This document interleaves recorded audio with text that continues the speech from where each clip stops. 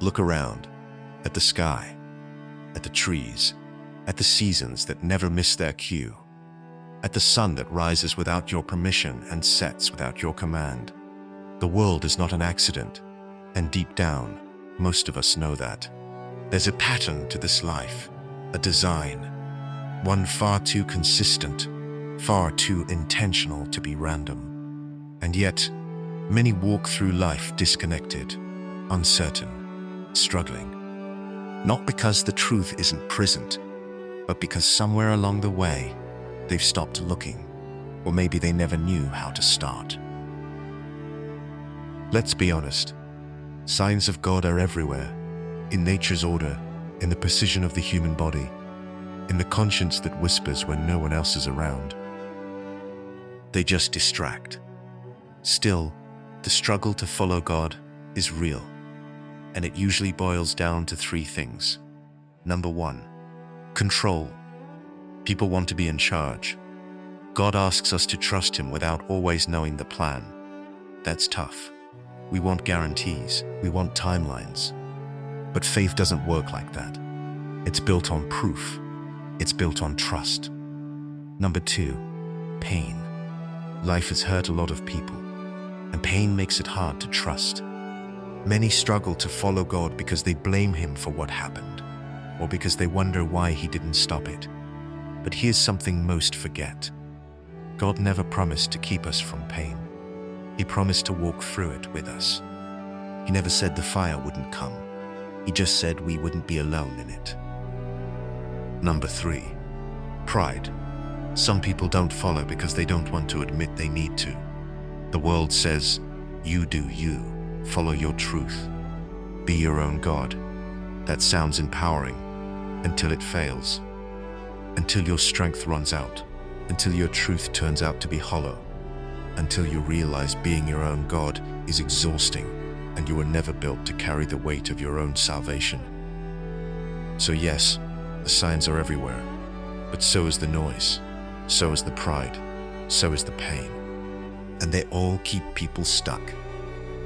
And yet, through it all, God doesn't stop calling. He's not surprised by your hesitation. He's not offended by your doubts. He knows your questions, and He's not afraid of them. He's not looking for perfect people. He's looking for willing people, broken people, honest people, people who are tired of pretending everything's fine, people who are tired of chasing things that never fill them, people like you, people like me. In Luke 15, Jesus tells the story of the lost sheep. He says the shepherd leaves the 99 just to go after the one. That one sheep mattered. That one life was worth it. That one soul was never forgotten. That's how God sees you, not as a project to fix, but as a child to bring home. Following God doesn't mean becoming religious. It doesn't mean being fake. It doesn't mean having all the answers. It means letting go of the idea that you're enough on your own and leaning into the one who actually is. It means walking by faith, not by sight. It means doing what's right even when it's not easy. It means trusting that God sees the bigger picture when you only see the puzzle pieces. And here's the wild part. When you do that, when you follow, life doesn't suddenly get easier, but it gets clearer. You start to see those signs more clearly. The random moments feel purposeful. The chaos begins to make sense. Peace grows, even when problems don't disappear. A lot of people hear messages like this and feel shame, like they've missed it, like they've wasted too much time, like it's too late. But God's signs are not meant to shame you. They're meant to guide you, like road signs on a dark night. They don't judge you for being lost. They just show you how to get back. God is not done with you. If you're breathing, He's still reaching. If you're searching, He's still near. John 6:44 says, "No one can come to me unless the Father who sent me draws them." So if you feel drawn, don't ignore that. That's the sign. That's the invitation. One more thing, you don't have to understand everything to start. Too many people wait until they have it all figured out. But that's not how faith works. God often reveals the why after the obedience, not before.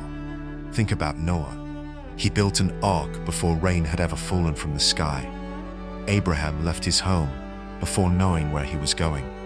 Peter stepped out of the boat before the water became solid. That's how God works. Faith moves first. So if you're waiting for perfect clarity, you'll wait forever.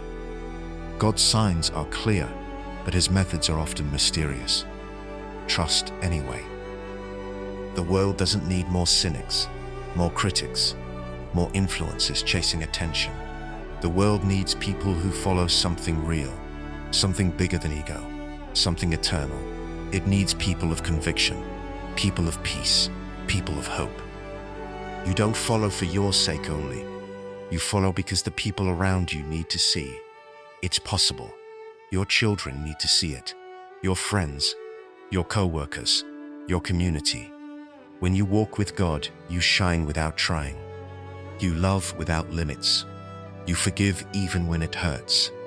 That's not weakness. That's power. That's light. And that's what changes the world. Not noise, not followers, not applause. Faith. Quiet, steady, persistent faith. Maybe you've been ignoring the signs. Maybe life got busy. Or maybe you felt too broken, too far gone, too unsure. But God's not confused by your story. He's not overwhelmed by your struggle. He's patient, he's kind, and he's always reaching. You don't need to fix everything before you follow. You just need to say yes. Say yes to slowing down, to listening, to surrendering, to trusting again. Say yes to faith, even if it's small. Say yes to truth, even when it's inconvenient. Say yes to the still, quiet voice that's been trying to get your attention. Because at the end of the day, the signs aren't the problem. The signs are everywhere. The question is, will you finally follow? There comes a point when excuses wear thin, when distractions can't drown the questions anymore, when the silence inside becomes too loud to ignore. You can call it a coincidence, or you can call it what it is, a wake-up call. The breath in your lungs, the beat in your chest, the gravity that keeps you grounded. None of this is random. You were made with purpose, designed with intent. Look around, the order of creation, the depth of human emotion, the beauty that exists even in pain. It all points to something greater. Not a theory, not a philosophy, a creator. And no matter what you've done, how far you've run, or how much you've doubted, you're not disqualified from truth. Maybe what you're feeling right now isn't just motivation. Maybe it's something deeper, tugging at you. Something holy. The world didn't make you. Evolution didn't breathe life into you. God did. And he's still waiting. Not with a lecture, but with open arms. This isn't about blind faith. It's about honest courage. The kind that stops hiding behind doubt and starts seeking with fire. The kind that asks, what if all of this isn't an accident? The truth is, you're not here by accident either. There's a reason this message found you today.